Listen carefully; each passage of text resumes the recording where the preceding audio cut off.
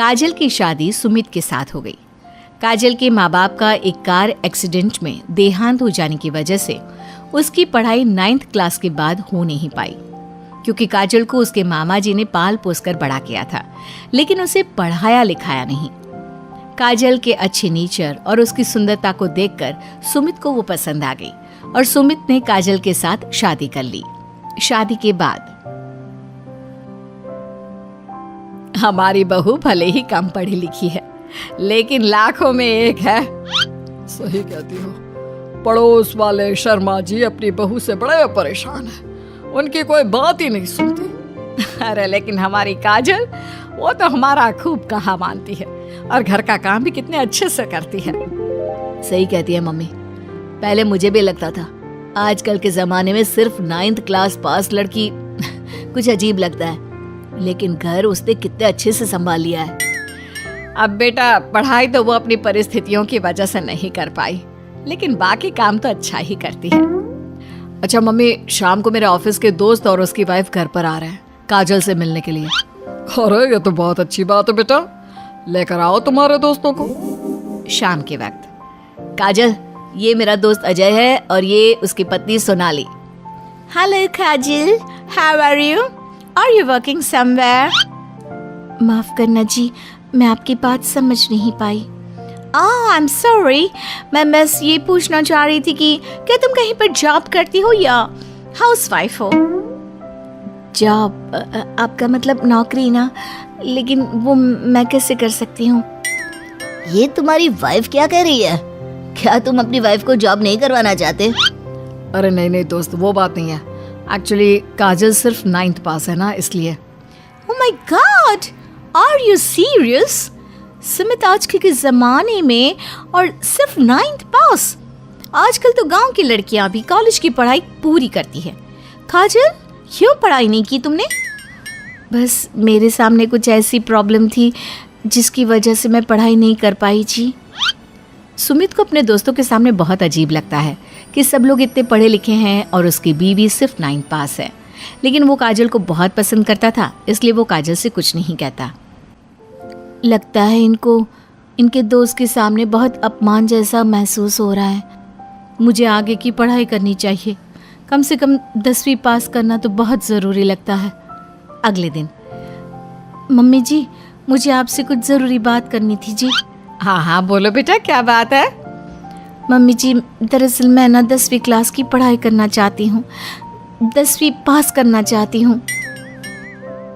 लेकिन बेटा, अब घर के इतने सारे काम, जिम्मेदारियों के बीच तुम 10वीं की पढ़ाई कैसे करोगी? पापा जी, मेरा बहुत मन है, प्लीज मना मत करिए ना जी। अरे ठीक है बेटा, जैसे तुम्हारी इच्छा, तुम 10वीं का फॉर्म भर दो। काजल खुश होते हुए वहां से चली जाती है। कुछ दिनों के बाद, मम्मी, क्या आपने सच में खुश होकर काजल को आगे की पढ़ाई करने की परमिशन दे दी? मेरा मतलब है, वो पढ़ाई करेगी तो घर का सारा काम, जिम्मेदारी कौन संभालेगा? अरे देखो बेटा, काजल हमारा इतना ख्याल रखती है, अब उसने हमसे परमिशन मांगी थी तो हम कैसे मना कर देते। और वैसे भी एक बार एग्जाम देने दो, उसका मन रह जाएगा। तुम्हें क्या लगता है, अब शादी के बाद 10वीं की परीक्षा पास करना आसान होता है क्या? अरे कुछ हो या ना हो, पर अगर हम मना कर देते तो उसे बुरा लग जाता ना। हाँ, वैसे आपकी बात तो ठीक है। मम्मी पापा, हमें काजल का दिल नहीं तोड़ना चाहिए। अगर कुछ होगा तो ठीक है, नहीं तो कोई बात नहीं। वैसे भी एग्जाम पास करना बहुत मुश्किल सी बात है। 1 महीने के बाद, मम्मी जी, मुझे 10वीं का एग्जाम देना था, लेकिन एक प्रॉब्लम है। अरे क्या हुआ बेटा, बताओ मुझे। मम्मी जी, मैं प्रेग्नेंट हूँ और ऐसी हालत में मुझसे पढ़ाई और काम दोनों चीजें नहीं हो पा रही है। अरे कोई बात नहीं बेटा, तुम अंदर कमरे में जाकर आराम करो, हम कुछ सोचते हैं। काजल के जाने के बाद, मैंने कहा था ना, इसे अपने मन की कर लेने दो, हम मना करते तो बेकार में बुरा मान जाती। अब प्रेग्नेंट हो गई है, पढ़ाई तो वैसे ही नहीं कर पाएगी। सही कहती हो तुम, लेकिन मुझे लगता है कि बहू का 10वीं पास करने का बहुत मन था। मम्मी, उस दिन जब मेरे दोस्त घर पर आए थे ना, तो मैंने काजल का चेहरा देखा था। वो बहुत उदास हो गई थी, शायद उन लोगों के सामने खुद को काफी नीचा महसूस कर रही थी। अरे लेकिन बेटा, हमने तो परमिशन भी दे दी ना, अब प्रेगनेंसी और घर की जिम्मेदारियों के चलते कैसे सबको संभालेगी? मम्मी मैं भी चाहता हूँ कि काजल 10वीं पास करे और अपनी जिंदगी में कुछ बन जाए, लेकिन बेटा हम कर भी क्या सकते हैं? वो माँ बनने वाली है, उससे नहीं हो पाएगा।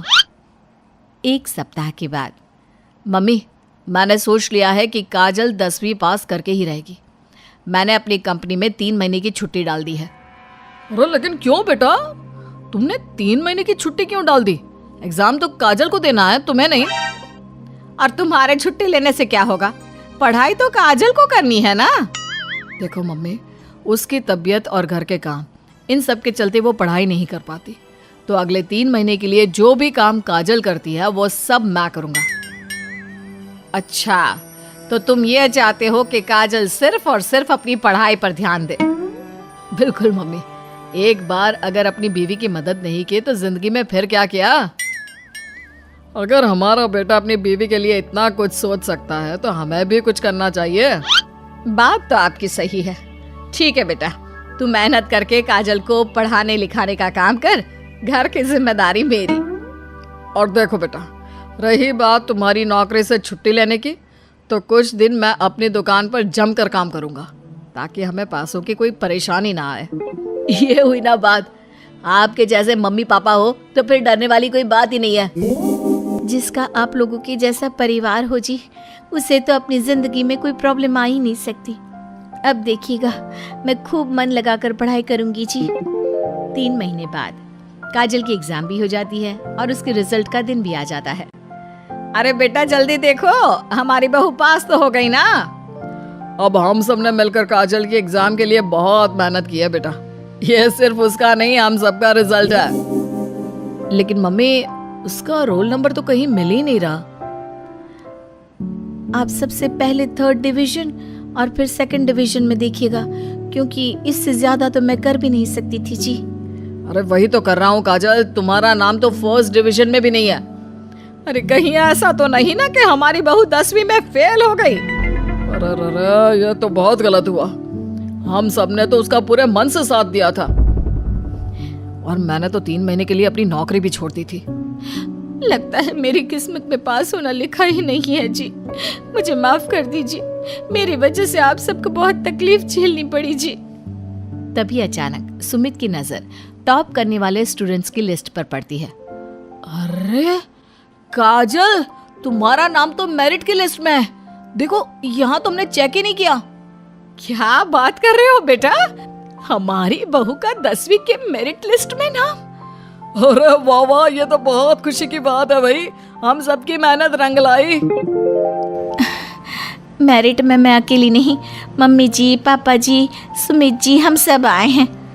और ये आने वाला बच्चा भी, ये भी तो हमारी फैमिली का हिस्सा है। आज मैं बहुत खुश हूँ, मेरी बीवी ने अपना नाम रोशन करके दिखाया है। लेकिन इस सब के पीछे आप लोगों का पूरा सपोर्ट और मेहनत थी जी। अकेले तो मैं कुछ भी नहीं कर पाती। अभी रिजल्ट को आए हुए कुछ ही दिन बीते थे कि काजल के पास एक फोन आता है। आपके मेरिट में आने की वजह से हमारी कंपनी आपको एक जॉब और आगे की पढ़ाई के लिए स्कॉलरशिप देना चाहती है। थैंक यू सो मच जी। इतना कहकर काजल फोन रख देती है और ये बात अपने परिवार वालों को बताती है। अब देखना, मैं सारी दुनिया को बताऊंगा, मेरी बीवी 9th पास नहीं, टॉपर है, टॉपर। और मैं भी सबको कहूंगी कि मेरी बहू सुंदर भी है, घर के काम भी कर लेती है और 10वीं पास भी है, और अब तो उसके हाथ में बढ़िया नौकरी और पैसे भी है। अरे ओ देसी गवार, कहाँ रह गई? आज नाश्ता मिलेगा भी कि नहीं? काश मैं भी विमला की तरह अमेरिकन बहू लाती। इस गवार ने तो मेरा जीना हराम कर दिया है। माँ जी, अगर मैं देसी हूँ तो आप कौन सी मैम हो? जब से विमला मौसी के बेटे की शादी हुई है, आप एक मौका नहीं छोड़ती मुझे ताने मारने का। अरे ताना न मारूं तो क्या तेरी आरती उतारूं? विमला अपनी बहू की तारीफ करते नहीं थकती। अमेरिका रिटर्न बहू जो मिली है उसे। अमेरिका में 4 साल पढ़ाई कर लेने से कोई अमेरिकन नहीं हो जाता, समझिए आप। क्या माँ, सुबह सुबह शुरू हो गई तू मैं। तुम्हें आखिर प्रॉब्लम क्या है राधा से? एक काम करो, कुछ दिन तुम विमला मौसी के यहाँ रहने चली जाओ, उनकी डॉलर बहू के रहन सहन को देख भी लेना, और बाद में यहाँ आकर अपनी देसी बहू को ट्रेन भी कर लेना। क्या ट्रेन कर लेना? मैं क्या कोई सर्कस का शेर हूँ जो मुझे ट्रेन करेंगी हैं? गायत्री कुछ दिन विमला के यहाँ रहने चली जाती हैं। आओ आओ गायत्री, नाश्ता कर लेते हैं। मेरी बहू ने गर्मा गर्म नाश्ता तैयार किया है। हाँ हाँ चलो बहन, बड़ी भूख लगी है। ये क्या, सिर्फ ब्रेड टोस्ट? अरे बहू को रोज सवेरे जॉगिंग पे जाना होता है, फिर भी बेचारी नाश्ता बना कर जाती है। गायत्री मन में सोचती है। ओहो, कहाँ फंस गए, कहाँ राधा के बने स्वादिष्ट आलू पराठे और कहाँ ये सूखे टोस्ट। अरे चलो कोई नहीं, अभी सिर्फ चाय पी लेती हूँ, दोपहर में अच्छे से खाना खा लूंगी। नाश्ता करके दोनों मंदिर चली जाती हैं। वहाँ गायत्री देखती हैं कि विमला हर किसी के आगे अपनी बहू की तारीफ करते नहीं थकती। गायत्री मन में सोचती है, बंदर क्या जाने अदरक का स्वाद। घर लौटकर गायत्री टीवी चालू करती है। अरे विमला, ये क्या, तुम्हारे यहाँ तो एक भी ढंग का चैनल नहीं है। तब विमला की बहू बोल पड़ती है। हाँ जी, दरअसल मैं नहीं चाहती कि दिन भर मॉम टीवी देखकर अपनी आंखें खराब करे, इसलिए ना बस कुछ गिने चुने चैनल ही रखे हैं हमने, है ना मॉम? हाँ हाँ गायत्री, बहू को मेरी बड़ी चिंता है। अरे गोली मारो ऐसी चिंता को। दोपहर के खाने के समय चलो गायत्री, खाना लग चुका है। ओहो, लगता है तुम्हारी बहू खाने में नमक मिर्च डालना ही भूल गई है। गायत्री, बहू कहती है कि इस उम्र में ज्यादा नमक जहर का काम करता है। अरे कोई बात नहीं, मुझे तो जहर ही पसंद है, मैं तो ऊपर से जहर छिड़क कर खाना खाऊंगी। खाने की कुछ देर बाद विमला और गायत्री कमरे में आराम करने जाती हैं। थोड़ी देर में जैसे ही गायत्री की आंख लगती है, जोर जोर से म्यूजिक की आवाज आती है। गायत्री चौंक कर उठ जाती है। हे भगवान, ये कैसा शोर। मेरी बहू अपनी सेहत का खूब ख्याल रखती है, अभी उसकी जुम्बा की क्लास चल रही है। गायत्री मन ही मन कोसती है। बेड़ा गर्क हुआ ऐसी क्लास का, आज सुबह से भरपेट खाना नसीब नहीं हुआ और अब आराम भी हराम हो गया। अरे मॉम, आंटी उठ गई आप? बाजार से कुछ सामान लाना था, लिस्ट बना देती हूँ मैं, वॉक पर जाते हुए ले आइएगा। वॉक? अब ये क्या भला है? अरे गायत्री, बहू कहती है इस उम्र में ज्यादा खाली बैठना अच्छा नहीं, हमें एक्टिव रहना चाहिए, इससे ना सेहत बनी रहती है। अरे आग लगे ऐसी सेहत को, मैं तो कल ही अपने घर वापस जा रही हूँ। अरे माँ, क्या हुआ? तुम तो एक ही दिन में लौट आई। थोड़े दिन रहती तो वहाँ राधा को अच्छे से ट्रेन करना सीख जाती। अरे खबरदार जो मेरी बहू के लिए ऐसी वैसी बात कही। मेरी बहू तो लाखों में एक है, उसके जैसा गुणी तो कोई नहीं। हाँ, ये क्या, भूत के मुंह से राम नाम। माँ जी, आप ठीक तो है ना? हाँ बहू, अब ना मैं बिल्कुल ठीक हूँ। मेरी आंखों पर लगा अमेरिकन चश्मा अब हट चुका है। मेरा प्लान कामयाब रहा। गायत्री और राधा एक साथ बोल पड़ते हैं। प्लान? हाँ, मैं जानता था कि असलियत को पास से देखकर ही तुम्हें अपनी बहू की कदर होगी। यहाँ राधा को भी तुम्हारी कमी खूब खटकी माँ। हाँ माँ जी, आपके बिना ना घर सूना सा लगता था। हाँ बहू, मुझे भी तेरी खूब याद आई। तू तो मेरा खरा सोना है बहू। सरोज और उसका बेटा कृष्णा मीतपुर गांव में रहते हैं। कृष्णा हमेशा अपने काम में व्यस्त रहता है और सरोज की तबीयत भी खास ठीक नहीं रहती। इसीलिए एक दिन सरोज बेटे को अपने पास बुलाकर उससे कहती है, अरे लल्ला, मेरी तो दिन ब दिन जान ही सूखी जा रही है। अब मुझे अकेली से घर का काम नहीं होता। इसमें फिक्र की क्या बात है माँ, आज ही नौकरों को काम पर लगा देता हूँ। ऐसा बोलकर कृष्णा वहां से चला जाता है और 2 नौकरों को घर में काम पर लगा देता है। जिसके कुछ दिन बाद सरोज एक बार फिर कृष्णा से बात करते हुए उसे कहती है,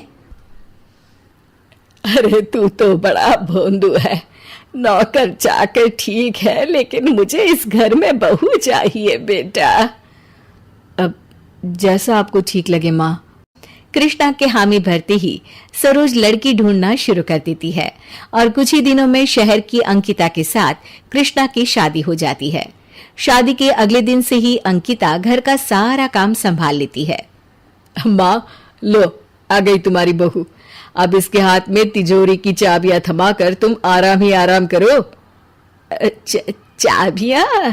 पर इसे चाबियों की क्या जरूरत बेटा, सब घर में ही है, जो चाहिए मुझसे मांग लेगी।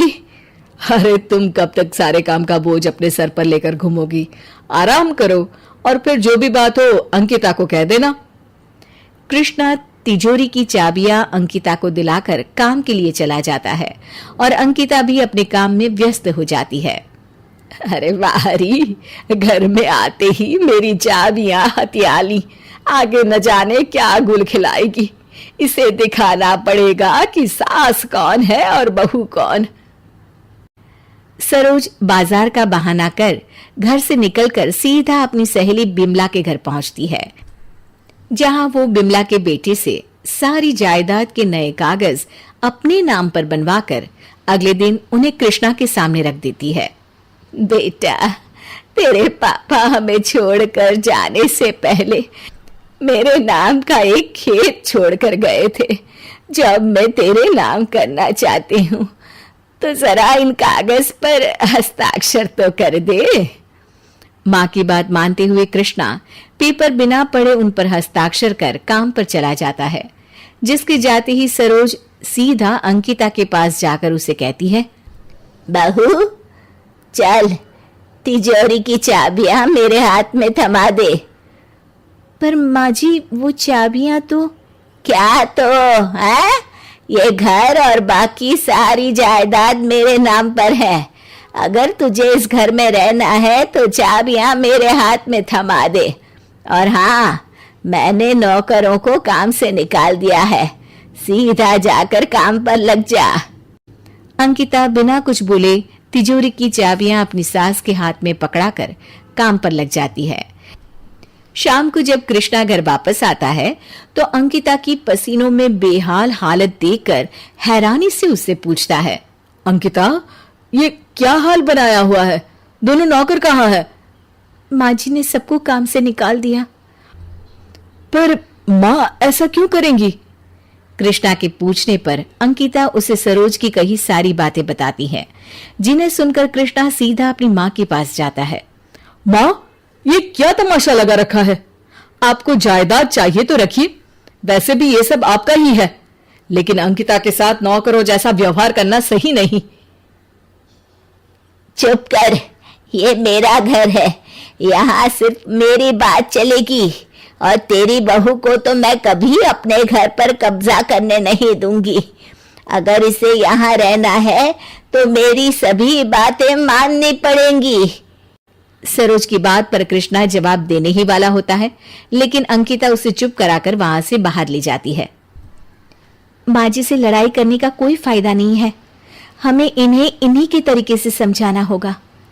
इसके बाद अंकिता और कृष्णा कुछ समय तक सरोज की हर बात मानते हैं और फिर एक दोपहर अंकिता अपनी सास के पास जाकर उससे कहती है, माँ जी, मुझे जरा एक दिन के लिए अपने घर जाना है, कल तक वापस आ जाऊंगी। अरे ऐसी क्या आग लग गई जो सारा काम छोड़कर तुझे अपने मायके जाना है? वो सरकार ने वृद्ध लोगों के लिए हर महीने पेंशन की योजना शुरू की है ना, बस उसी के लिए दादी का फॉर्म भरने जाना है। अरे वाहरी, खाए यहाँ और भरे वहां, किसी को कोई योजना नहीं बतानी। तू सिर्फ मेरे लिए फार्म भरेगी। जा जल्दी मेरा फार्म लेकर आ। सरोज की बात सुनकर अंकिता खुश हो जाती है और जल्दी कुछ कागज लेकर अपनी सास के पास वापस आती है। ये रहा आपका फॉर्म, हस्ताक्षर कर दीजिए तो आज ही पोस्ट ऑफिस में जमा कर दूंगी। पैसे के लालच में सरोज बिना कुछ पढ़े देखे और सोचे हस्ताक्षर कर देती है। चल तेजी में जा और इसे जमा करा दे। नहीं माँ जी, आपकी सेवा करना मेरा फर्ज है, लेकिन अब से मैं आपका कोई हुक्म नहीं मानूंगी। है? तेरी इतनी हिम्मत के मुझे मना किया? भूल गई? मैं तुझे अभी घर से बाहर निकाल कर खड़ा कर सकती हूँ। तुम कुछ नहीं कर सकती माँ, क्योंकि अभी आपने जायदाद के कागज पर हस्ताक्षर किए हैं और अब सब कुछ अंकिता के नाम हो गया है। माँ जी, मैं कभी आपसे कुछ भी छीनना नहीं चाहती थी। ये मेरा भी घर है, इसलिए मैंने आते ही आपके आराम के लिए सब कुछ संभाल लिया। हम दोनों हमेशा आपकी सेवा करना चाहते हैं। मुझे कोई प्रॉपर्टी का लालच नहीं। मैं कल ही सब कुछ कृष्णा के नाम करने को तैयार हूँ। अरे मेरी हिम्मत मारी गई थी जो अपनी सोने जैसी बहू को पीतल का समझकर ये सब कर बैठी। मुझे बस अपना परिवार चाहिए। एक बार फिर से सोच लो माँ।